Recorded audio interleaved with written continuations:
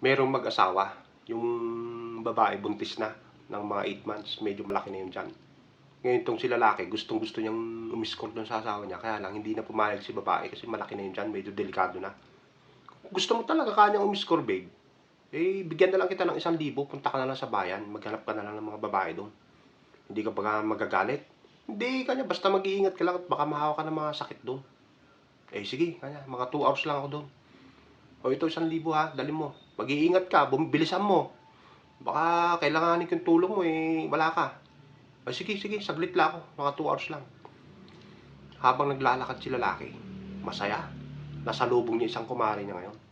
Oh pare, ba't ang saya-saya mo sa banlakad mo? Eh, ganito kasi yan, Mare. Gusto kong umiskor kay kumare mo. Kaya lang yung malaki na yun dyan, delikado eh. Kaya binigyan na lang niya ako ng 1,000. Punta na lang daw ako ng bayan, maghanap na lang daw ako ng babae doon. Naku kanya, baka mahawa ka pa doon. Ako na lang, sabi niya. Pwede ako. After 1 hour, pagbalik ng lalaki doon sa bahay nila. O, ba't ang bilis mo? Sabi ko, kala ko ba 2 hours?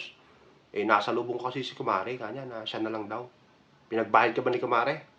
Oo, yung 1,000 binigay mo, kakapal naman ng mukha niya. Samantalang yung asawa niya, nung ginamit ako, hindi ko naman pinagbayad.